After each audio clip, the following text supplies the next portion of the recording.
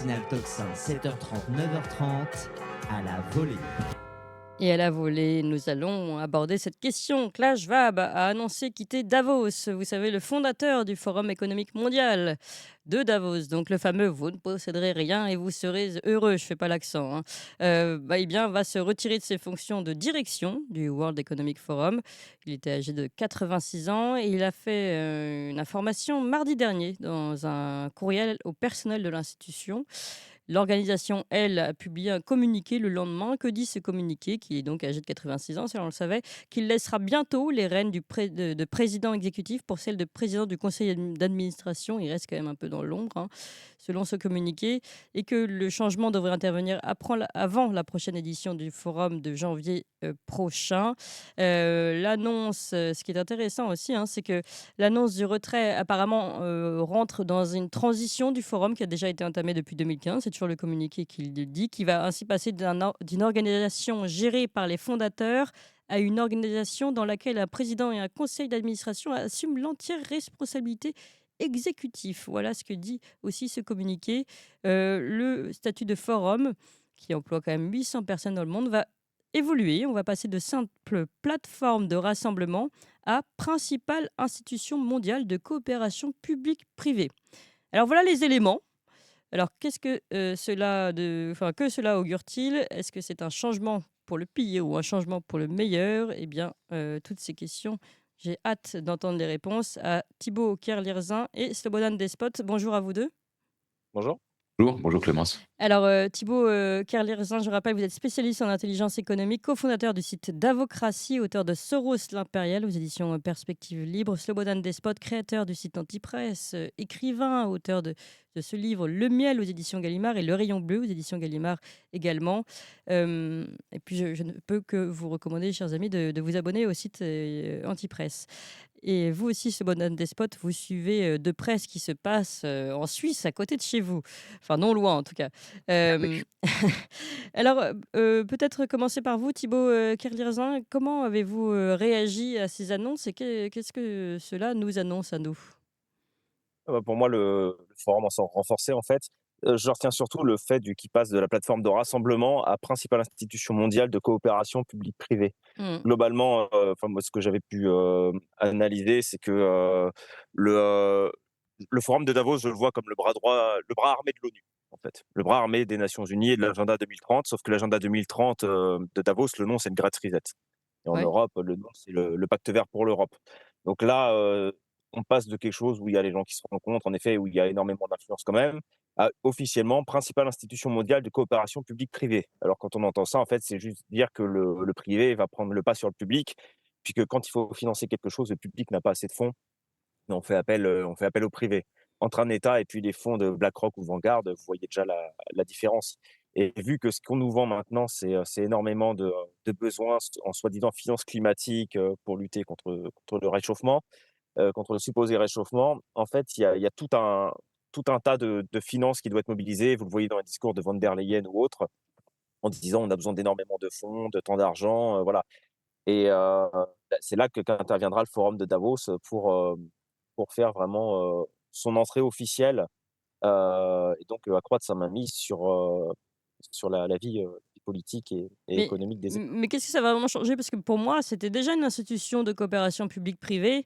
On a Oui, bien vu les bien sûr. retrouvailles en effet, de la présidente de l'Union européenne, de tous les présidents, enfin un grand nombre de présidents européens, du président Bah, Zelensky dernièrement qui a fait en une fait, entrée. von der Oui. Von der Leyen, elle était au conseil d'administration de Davos de 2016 à 2019.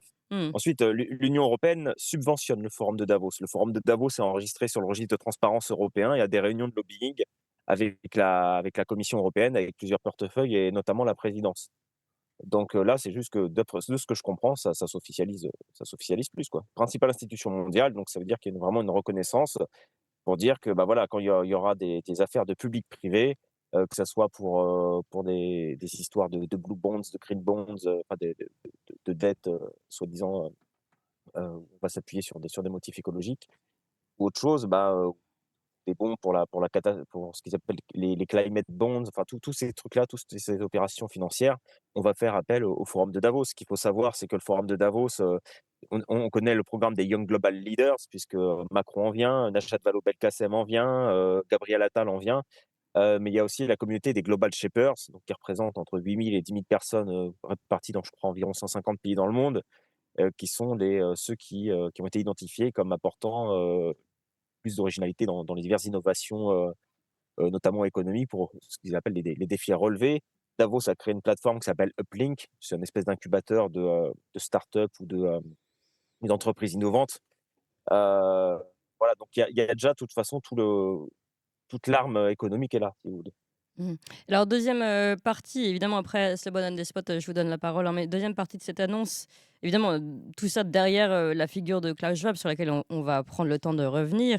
Mais c'est sur cette organisation qui, jusqu'à maintenant, d'après le communiqué, était gérée par les fondateurs, donc Klaus Schwab notamment, à une organisation dans laquelle un président et un conseil d'administration assument l'entière responsabilité exécutive. Qu'est-ce que ça peut augurer également ça? Alors déjà, il faut voir vite fait, qui est, Borg, le président, si on entend bien président et pas président du conseil d'administration.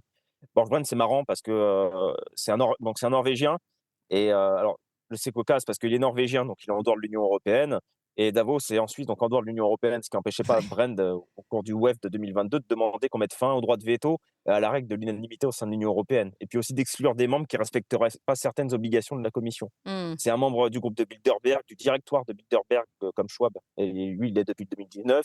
Il a un CV que vous pourrez aller voir sur le site de Davos. Vous allez dans Leadership and Governance en bas de page. Vous allez voir un petit peu le pédigré du gars.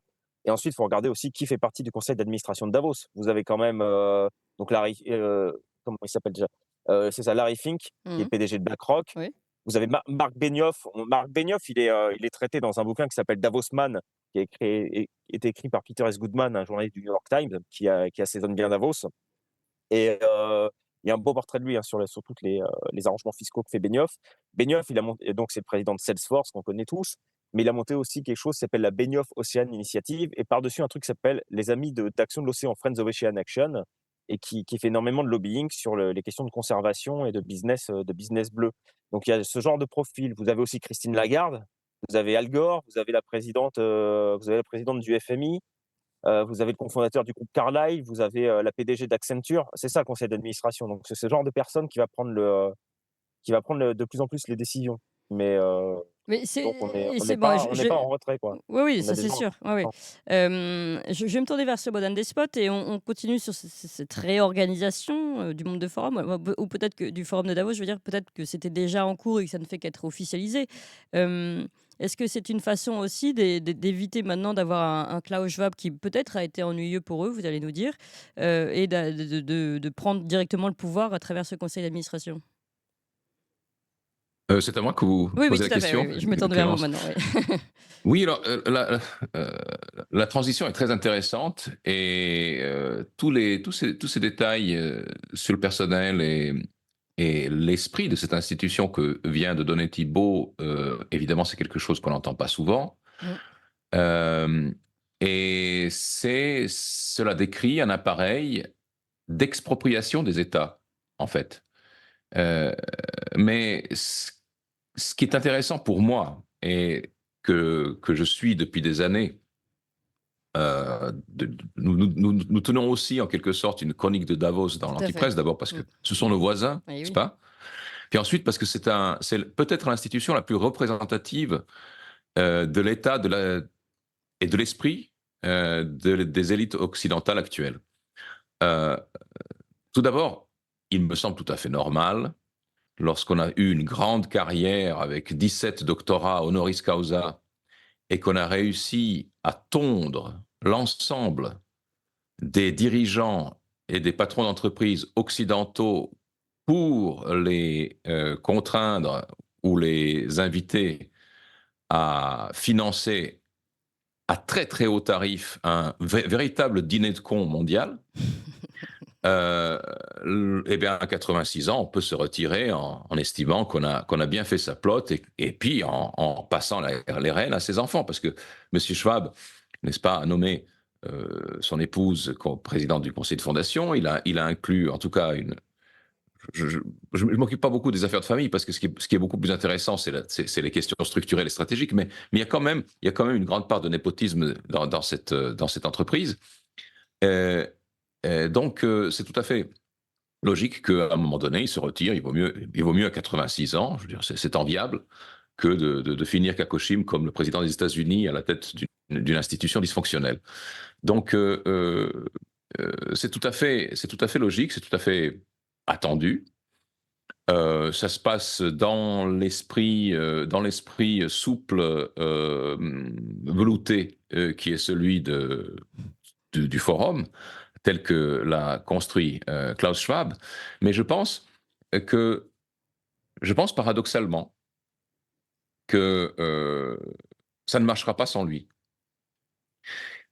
C'est vrai que Klaus Schwab n'est pas c'est pas Fantomas, c'est pas un esprit du mal, ce n'est pas un génie de l'économie, c'est quelqu'un qui se trouve au confluent des intérêts et des idées dominants au sein de l'oligarchie globale. Pas seulement occidentale d'ailleurs, les Asiatiques viennent volontiers.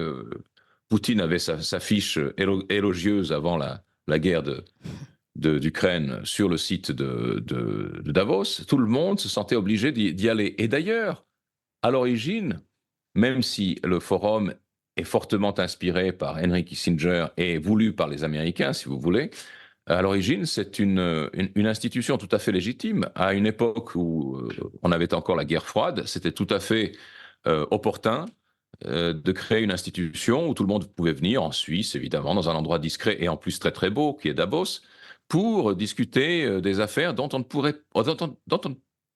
lesquelles on n'avait pas, en fond, de cadre diplomatique approprié pour en discuter. Là, c'est quelque chose de semi-privé, si vous voulez. Et Klaus Schwab a dirigé cette institution toujours sur le mode semi-privé ou même carrément entreprise familiale. Je pourrais vous raconter, mais ça, ce serait plutôt pour un roman, tellement c'est drôle. Je peux vous raconter comment on s'emploie, quelles sont les méthodes pour tondre les clients. Vous savez que les chefs d'État payent un certain tarif eux-mêmes pour y participer, mais c'est un tarif qui est relativement modique, 30-50 000 euros pour y aller. Il y a les conférenciers, les grandes stars qui évidemment ne payent pas mais sont payés. Et puis vous avez tous ces hommes d'affaires, banquiers et autres. Et ça, je tiens cette information d'un banquier qui a lui-même été un participant de vieille date de Davos. Vous avez des tarifs absolument ahurissants. C'est comme ça qu'on est arrivé à C'est-à-dire une ahurissant au-dessus de santé. 50 000 euros, parce que 50 000 euros, ça pourrait. Non, 50 000 euros. 50 000 euros, c'est pour ainsi dire, c'est le ticket d'entrée dans les rues de Davos qui est fermé au moment du forum. Mais pour entrer dans la, je sais plus exactement de tête, mais pour entrer dans la salle où se passent les vraies conférences, les vraies réunions avec les grandes stars, c'est 200 000. Puis après vous avez plus haut, puis après on vous relance, puis on vous dit mais vous devriez faire partie du cercle plus rapproché. Et puis alors évidemment le sommet de la gloire et le sommet de l'extorsion, c'est de pouvoir participer, d'avoir sa place à la table du dîner de Klaus Schwab. Et en fait, c'est une institution à la fois qu'il faut prendre au sérieux et dont on peut rire. Moi, j'ai comparé ça aux âmes mortes de Gogol, qui est un roman génial où vous avez un commerçant habile, souple, un personnage tout en rondeur, onctueux, rondouillard, confidentiel, avenant, qui au fond séduit toute une province en lui vendant des âmes mortes. Et c'est pour partie, c'est ce qu'a fait, c'est ce qu'a fait le docteur Frankenschwab. Et si je l'appelle docteur Frankenschwab, c'est pas pour rien. Parce que figurez-vous que le siège du forum, vous le savez déjà, le siège du forum de Davos n'est pas à Davos, dans les Alpes grisonnes, c'est très loin de tout. Il est à Genève. D'ailleurs, M. Schwab lui-même vit à Genève, à Colonie, et il vit à quelques pas de la maison où Mary Shelley, au début du 19e siècle, a écrit le roman de Frankenstein. Et Frankenstein est un médecin suisse, n'est-ce pas, qui qui recombine l'humain pour en faire un monstre qu'il espère manipuler et qui échappe à son créateur. sa maîtrise. Et Frankenstein, c'est la métaphore absolue de cette entreprise, et en plus, ça a été créé à peu près sur le même lieu. Autre élément très important, c'est que le forum de Davos est à un quart d'heure à pied, 20 minutes à pied, ou 3 minutes en limousine, de toutes les grandes institutions internationales, comme vous le savez, l'ONU, l'OMS, etc. Tous ces gens-là se fréquentent, se connaissent et dînent ensemble. Donc, c'est à la fois quelque chose qu'on peut considérer, qu'on doit considérer comme une institution fêtière du globalisme et de cette transition, de cette privatisation, de cet accaparement des États par les corporations. Donc, la dépossession de tout au plan du citoyen et l'engrangement de tout au plan de la corporation, et à la fois comme une comédie sociale extrêmement désopilante d'une époque qui croit au Père Noël. Oui. Mais alors pourquoi vous avez dit que, a priori, après Klaus Schwab, le Forum économique mondial ne lui survivra pas? D'abord pour 2 raisons. Parce que il a été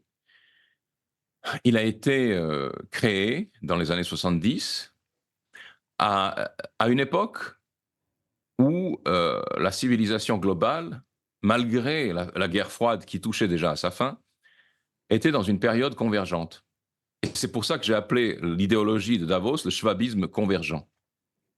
Parce qu'il était au confluent de tout ce qui voulait unifier les processus, unifier les États, unifier les espaces économiques. Et aujourd'hui, nous sommes dans une période de post-schwabisme divergent. On sait très bien que, évidemment, la Russie est exclue, mais la Russie a construit le BRIC. Pendant son exclusion, elle profite de son exclusion du Forum économique mondial et des autres institutions pour développer le BRICS, qui se développe à une vitesse folle. Et les dirigeants du BRICS, ils vont évidemment à Davos. Il faut s'y faire voir. Puis c'est joli, comme je vous le dis. Et puis il y a plein d'escortes. On peut coucher avec des tas de femmes là-bas. Mm. Donc c'est extrêmement pratique. Oui, ce que On va j'allais pas dire, s'en un truc priver. naïf, on peut faire du ski, mais c'est pas intéressant, non? Mais non, mais c'est pas pour le ski. Mais voyons. Mais c'est documenté d'ailleurs. Il y a des reportages là-dessus. C'est pas pour le ski.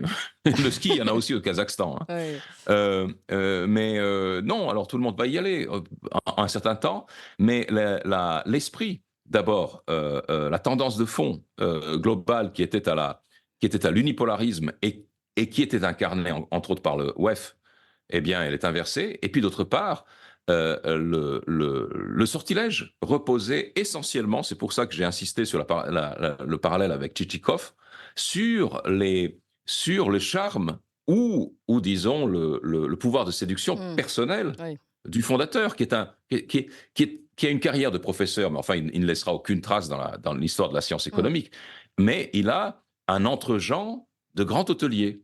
Et ça, c'est pas un conseil d'administration ou bien un ministre norvégien qui peut le remplacer. Donc pour vous, ça annonce quand même la fin du World Economic, Forum économique mondial, on va le dire en Non. français. Non.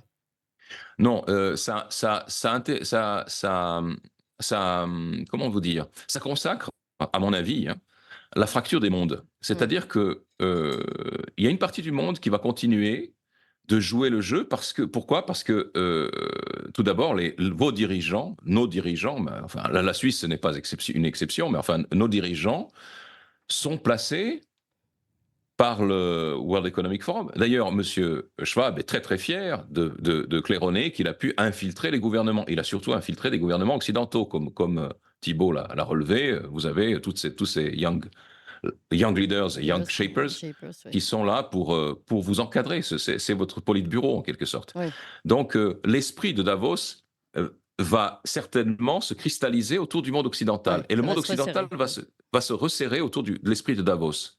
Mais en même temps, le monde occidental va devenir une conception des relations internationales et de l'organisation économique du monde de plus en plus marginale.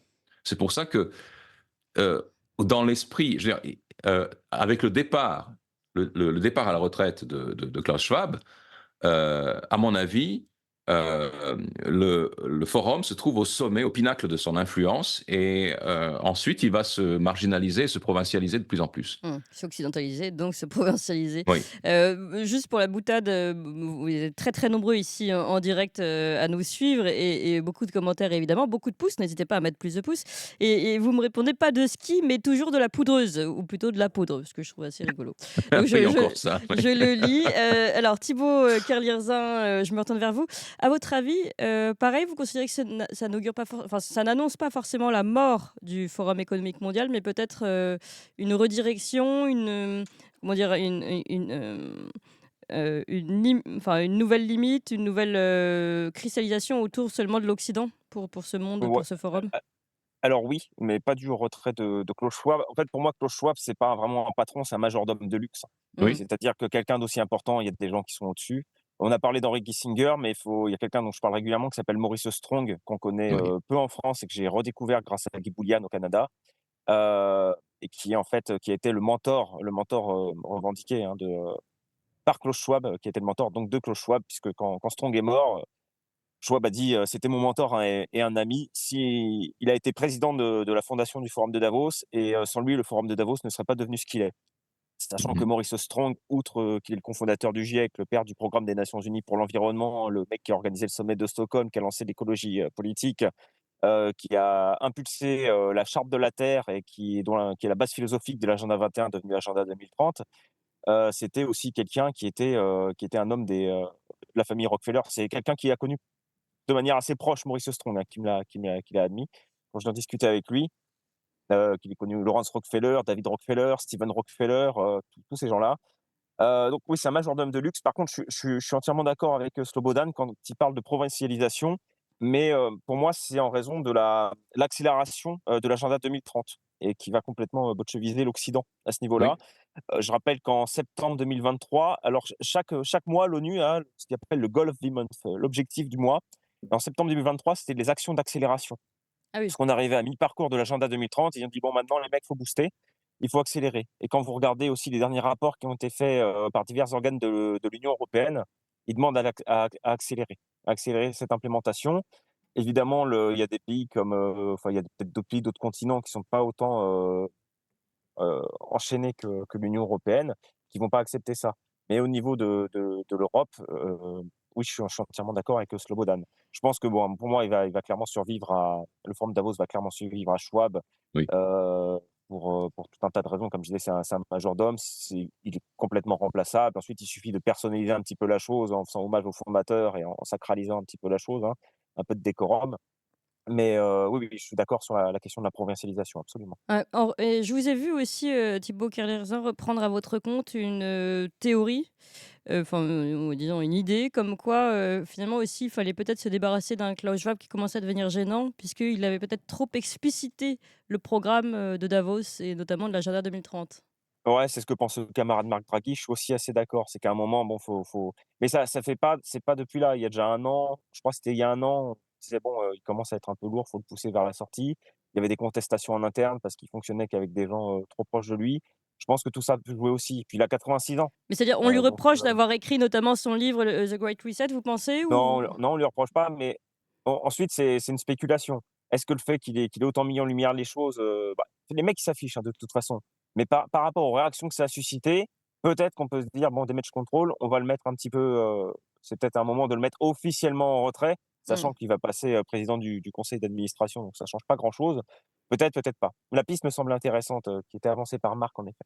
d'accord. Oui. Slobodan Despot, oui, vous vouliez ajouter quelque chose à Oui, ce alors sujet? c'est très intéressant ce que vient de décrire Thibault, parce que vous voyez, euh, euh, je mentionnais sur le mode plaisant la comparaison avec le président sénile des États-Unis. Et là, vous voyez, vous avez deux institutions qui se trouvent face à un problème analogue, en admettant quand même que Schwab est beaucoup plus fonctionnel que Biden. Et l'une parvient très simplement, élégamment, efficacement à résoudre le problème, c'est-à-dire à pousser pousser le vieillard un petit peu gênant vers la sortie, parce qu'il cause trop, c'est vrai, et puis parce qu'il en a quand même un peu trop fait dans le domaine de l'avantage personnel et familial. De la Et corruption. l'autre institution, les États-Unis, ne savent pas par quoi remplacer un homme qui est infiniment encore plus dangereux pour Oui. l'institution comme Biden. Donc, on voit que le World Economic Forum, d'une certaine manière, Et plus est habile. appelé à devenir le gouvernement le plus efficace du monde occidental. Ah oui, c'est intéressant. Et comment vous interprétez, si on s'arrête 2 secondes sur les États-Unis, qu'il n'ait pas réussi pendant tout le mandat de Joe Biden, donc là et même aujourd'hui, à installer un futur, enfin un successeur, digne de ce nom, à Joe Biden? On peut se dire que quand même, il devrait y avoir foule au portillon. Je Mais je non. je fais une comparaison qui ne mais bon, quand on voit Valérie Hayé pour représenter Emmanuel Macron, aux européennes, on se demande parfois comment ça se fait qu'on n'arrive pas à trouver des candidats, tout simplement, brillants, pour, remplacer, les anciens. Mais c'est très simple à comprendre. C'est parce que nos démocraties libérales sont devenues des oligarchies et donc des satrapies. C'est un règne de satrapes, de grands vizirs. Et les grands vizirs ne veulent pas d'un sultan qui soit Brillants, oui, capable. oui. Ils préfèrent Un mouton. des idiots ou des débiles. Mmh. Parce qu'ils sont manipulables et qu'ils signent tout ce qu'on leur met sous le nez. Donc, c'est structurellement impossible, je dirais, à moins de grandes ruptures, signes noirs, etc. Il y a toutes sortes de, il y a toutes, et je veux dire, et puis on peut croire au miracle dans l'histoire, et il arrive d'ailleurs. Mais structurellement, il n'est pas probable qu'un État du monde occidental aujourd'hui soit dirigé, c'est-à-dire qu'à la tête d'un État du monde occidental aujourd'hui arrive une personne capable et autonome dans ses jugements, souveraine dans sa conduite. C'est impossible. Oui. On peut mettre quelqu'un de plus jeune, mais ce plus jeune sera soit totalement idiot, soit totalement corrompu. Mais c'est pas possible que ce soit une personne, je veux dire, apte à la tâche. Donc vous considérez que même les débats qu'on peut avoir aujourd'hui, par exemple Bardella, Attal, pour revenir sur le débat de jeudi dernier, sont des débats qui sont des mises en scène? Mais excusez-moi, vous voulez rire là. Ça a le mérite de l'honnêteté, là. Non, mais non, mais c'est un enfumage absolu. Enfin, Ouais, moi, ouais. bon, bah, bref. Bon, allez, Thibaut, Kerlierzin, le mot de la fin peut-être aussi, si on prend un peu de recul, en effet, et qu'on ne parle pas que de Davos, mais finalement de ce monde occidental à la dérive et d'un Joe Biden qui n'arrive pas à être remplacé. Est-ce que vous avez quelque chose à ajouter? Bah, sur Biden, pour moi, le vrai patron, c'est Anthony Blinken déjà. Donc, vous mettez une marionnette en avant comme Biden. Oui. S'il y a un Blinken derrière, Enfin, une la marionnette qui a politique, du mal à suivre, oui, il peine un peu. Non, mais qui ils bégaye un trouveront peu là. quelqu'un. Ouais. Ouais, ils trouveront quelqu'un pour remplacer, ils tireront à la courte paille ou un truc comme ça, ils trouveront quelqu'un. Ensuite, sur le mot de la fin, moi, j'ai tendance à toujours être pessimiste vu la situation, donc c'est peut-être pas une bonne idée de me donner le mot de la fin. Mais, en tout cas, c'est, ceux qui pensent que Davos, c'est fini, comme, le fait que non, en fait, non. Non, je suis toujours pessimiste, Ah attendez, oui, il y en a mais qui disent réaliste, mais, ouais, voilà, ouais. Mais ce que dit Slobodan Despot, c'est pas que c'est fini, mais que ça va se resserrer. Et finalement, l'espoir, c'est peut-être Mhm. se dire que le monde, l'autre monde, prend de plus en plus d'importance. alors moi, ce Malheureusement, que on je n'est pas pense, dans c'est l'autre monde, mais bon, an ouais. anthropologiquement, c'est pas viable. Mmh. Toutes ces conneries de Great Reset, en fait, de bolchevisme total, de sauf cause vert, Oui. de numérisation, totale, c'est pas viable. Je pense qu'il y a des décennies où on va en chier et les prochaines décennies risquent d'être compliquées, ouais. Ensuite, anthropologiquement, ça je sais pas, mais je suis en tout cas pessimiste pour les prochaines décennies. À un moment, ça éclatera d'une manière ou d'une Oui. autre, mais, Slobodan pour Despot, les prochaines pour revenir sur mais ce bon. pessimisme, je vous sens plus joyeux. Bah, nous sommes, oui, nous sommes, vous savez, en effet, je pense exactement comme Thibault que les promesses les plus horrifiques, les plus gore de Davos, donc l'hybridation humain-machine pour votre bien, c'est-à-dire pour votre esclavage, Mmh. tout ça, la bolchevisation, ça ne fonctionnera pas pour une raison qui est humaine. C'est que plus vous mécanisez l'humain, plus vous prétendez lui adjoindre ou lui substituer de l'intelligence artificielle, et plus vous avez des structures d'administration, de management qui sont incapables Je veux dire, le bolchevisme a été imposé par des hommes qui étaient intelligents et qui étaient prêts au sacrifice total, Mmh. d'eux-mêmes, de leurs proches et du reste du monde. Et qui étaient quand même intelligents. Je veux dire, il faut rendre cela à Lénine, Trotsky, Staline et autres. C'était pas des pantins complets. Mmh. Là, on a un monde qui est dépersonnalisé foncièrement. Les tireurs de ficelles, les tireurs de ficelles eux-mêmes ne sont pas brillantissimes. C'est vrai que c'est Blinken, mais enfin, je veux dire, regardez Blinken. Mmh.